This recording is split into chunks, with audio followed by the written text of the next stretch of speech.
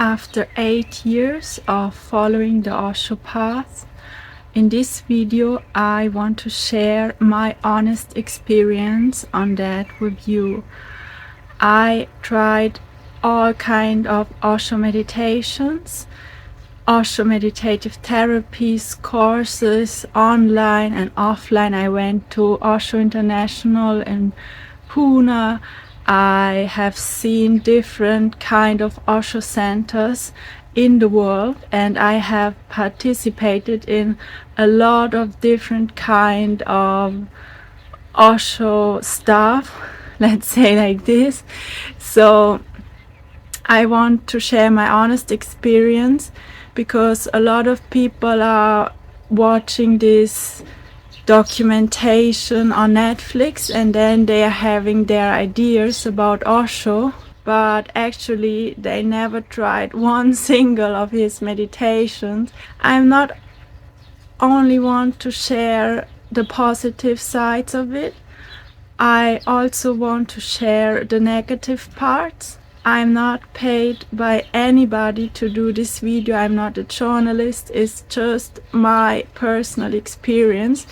I'm not even getting money from YouTube for sharing this video. I came to Osho 8 years ago by coincidence, if you want to believe in that.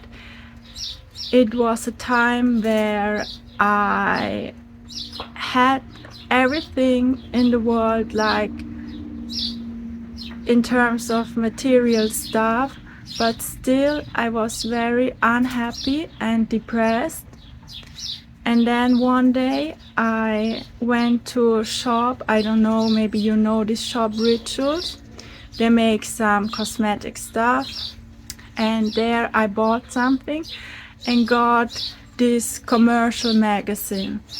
And normally I'm always throwing this kind of magazines away because I'm not interested. But this time I had a look, and on the last pages there was an article about Osho. And this made me very curious, because this guy is like a bit strange. He has all these Rolls Royces and he's talking about this spiritual stuff, and somehow that triggered me, and I started to listen some of his talks on YouTube, and I really felt a deep connection, and I gathered that interested to try the meditations that he developed. So I found the Osho Center in the city where I live, and I did the Osho Dynamic Meditation. I think it's the most famous meditation. I did it over several months for a long time, and for me it changed everything in my life.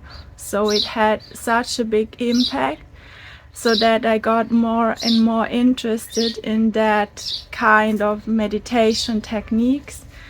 Before I came to Osho, I tried different kind of stuff. I did some yoga. I went to a Buddhist meditation center. But what I really liked about that Osho meditations was that they are very alive. So in that Buddhist meditation center, I always had the feeling that people are very dead.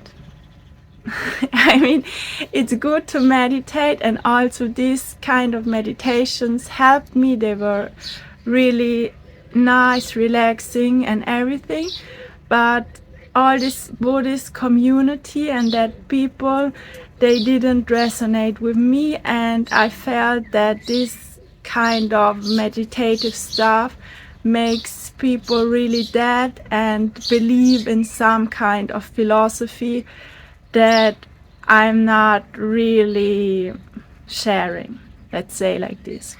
Because I came from the normal world. I had a normal job. I was interested in material things. So these Osho meditations, they resonated with me a lot, and also I felt a big impact after such a short time. So I continued with that kind of meditations, and I also discovered that meditative therapies, and they were so powerful. For me it was like a miracle, unbelievable. Then I had that feeling to dive deeper into that, and I went to the place where Osho lived at his end of his life in Pune, India. It's called Osho International Meditation Resort. I spent there several months, over years, and what I can share about this place is that it's a wonderful place, a beautiful nature. It's somehow like, let's say, like a university where you can try all kind of different meditation techniques, and all this surrounding is a big support to dive very deep into that inner space and discover so many new perspectives. Also, you can meet people from all over the world that are interested in these kind of topics, that are meditating. And as I was there, it's some years ago, I don't know how it is today, it was beautiful, very intense, completely transforming. And for me, my life changed a lot after being there. So I did the Osho Mystic Rose. It's a very deep process over 21 days. And this process was, for me, just without words. I really cannot describe it. It's incredible. So this place has nothing to do with any kind of commune.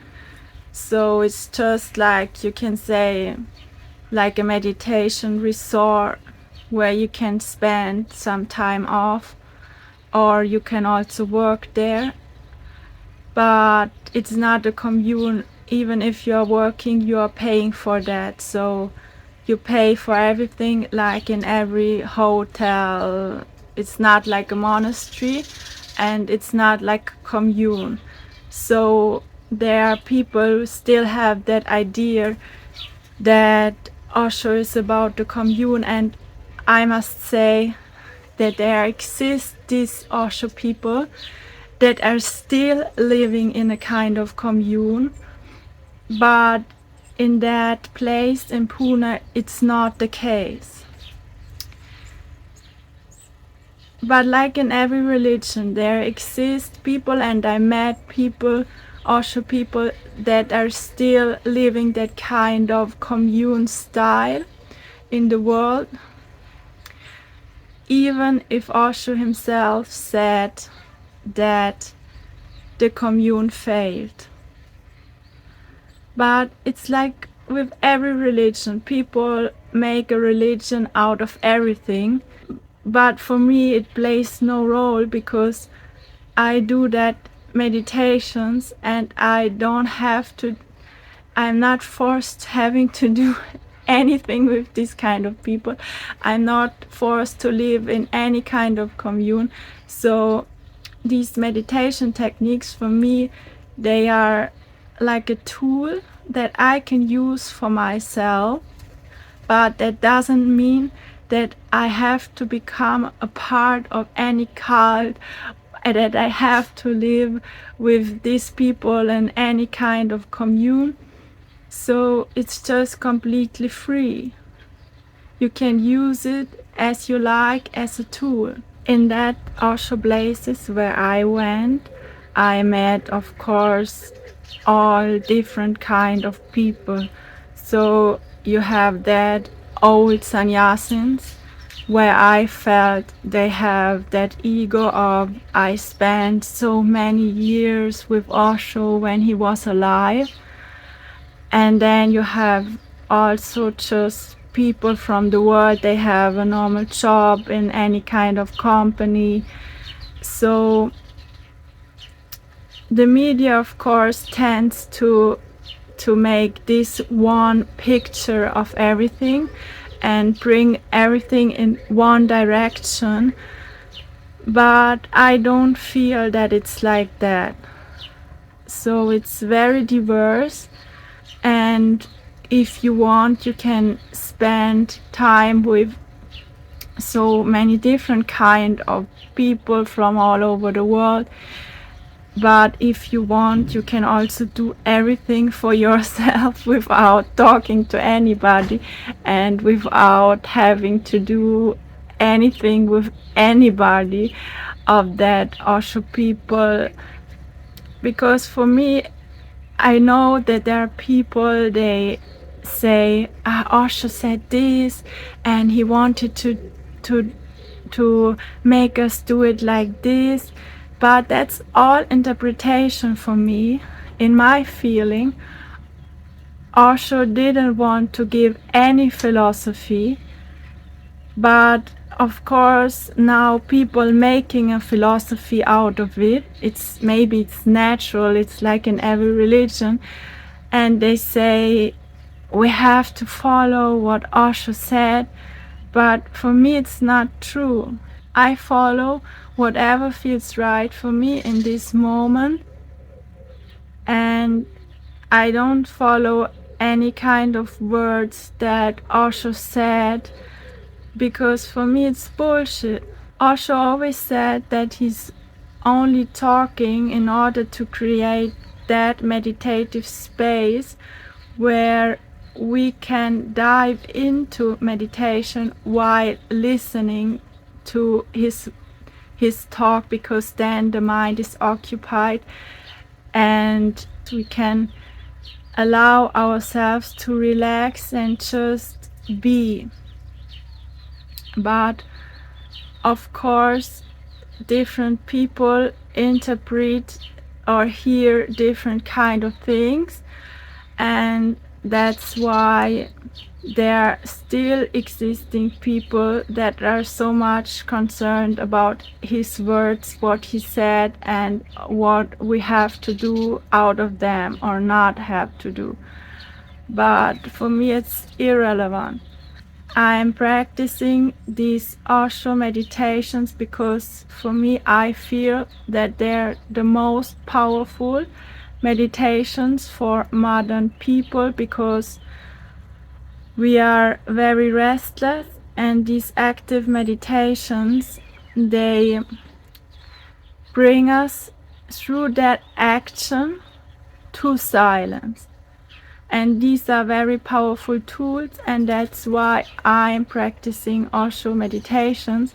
And it's not because of any kind of philosophy or any word that Osho said and that I think is right. Because meditation for me, it's not about right or wrong. It's not a philosophy or any kind of rules how I should live. It's coming back into that present moment and living out of that present moment. And that's why the person that is dead a long time ago, Osho, it's completely irrelevant for me. It doesn't play any role for my meditative practice. What I personally didn't like about most of that Osho centers that I visited is that there are a lot of people living there, in my impression, that are living that kind of low life, and it's somehow for me like in a monastery. I mean, it's not like a monastery, but in some way it's like that, They are occupied with saving money. They talk about the body-mind connection, but then they are buying the cheapest kind of food that you can find, and in my experience it's not good for the body. So they are talking about this body-mind connection, and then they are giving food to their bodies that is actually very harmful to the body, in my impression. And all these old sannyasins that are having that ego of they're super special because they lived with that Osho person years ago. For me, they are the same kind of leaders that you have in every company where I worked. So it's not a big difference. All this, let's say, cult, if you call it like this, left these people, and I feel that a lot of them are still living in that kind of Osho communities or in that Osho places because they are not able to work in the normal world because it's too hard for them. They didn't work in the normal work for so many years that now it's not possible anymore for them, or they think it's not possible for them to earn good money in the world. So for me, this is not a surrender. It's not that these people had everything and then they realized that this is not, may not make me happy. Most of that people that I met, they never had all of that. So what to surrender? This is for me a big negative part of all this, let's say, Osho movement.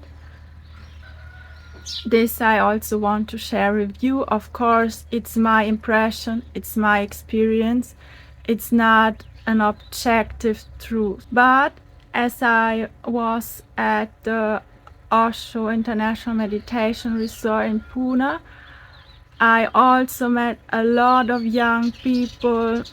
They never lived with Osho as a person, and they are practicing these meditation techniques, and it's very beautiful to meet all these people. So there are so different kind of aspects of all of this. I think you cannot build yourself an opinion about it without trying it and seeing for yourself how it resonates with you, what impact it has for you, and what it brings to your life and your being. So in my experience, the Osho meditation techniques are the most powerful meditation techniques that I discovered. They help me a lot to express, to release, to heal, to dive deep into myself and to feel that inner space that is absolutely peaceful, relaxing, and that brought so many changes to my life. It's incredible. It's very difficult to share this in that short time, but after that time my life is completely different, and I'm not living in any kind of commune. I'm living a normal life. I have a normal job. I still enjoy material things. I enjoy that comfort that I have, and at the same time I know that only this will not make me happy. So I feel that I'm living now in a way that is much more balanced. For me, it's very nice to meditate and dive into myself and still living in this world and experiencing all that kind of situations and challenges that life in this world brings. And I had that feeling that a lot of these Osho people have that negative idea about the world, and they enjoy to live a bit, let's say, outside in these Osho places, because the world is hard and it's not easy to earn money in this world, and there are a lot of negative aspects that are influencing our lives. But for me, this is not the way. I don't feel like living separate, and also I don't have the idea that all that meditation is about diving into a special kind of mindset. It's like transcending mind, and of course most of that Osho people may not arrive to that point where they transcend this, let's say, Osho philosophy. In my impression, the most of them, they also stay stuck in that kind of Osho bubble. Let's call it like this.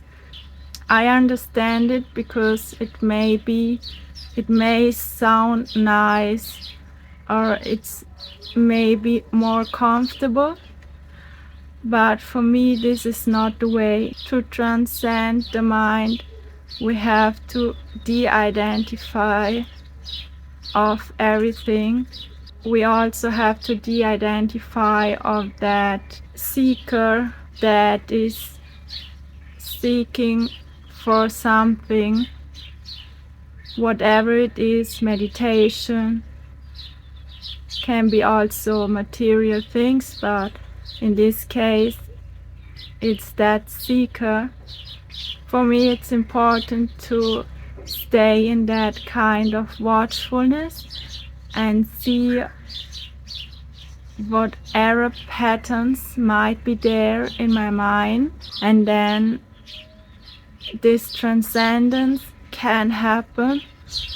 And if you have that, let's say, negative attitude towards Osho, or you have that positive attitude towards Osho as a person, you are still, in my impression, identified. And to watch this is very important in order to arrive. Thank you very much for watching. I hope that this video could be an inspiration for you. I wish you a beautiful day and hope to see you in the next video.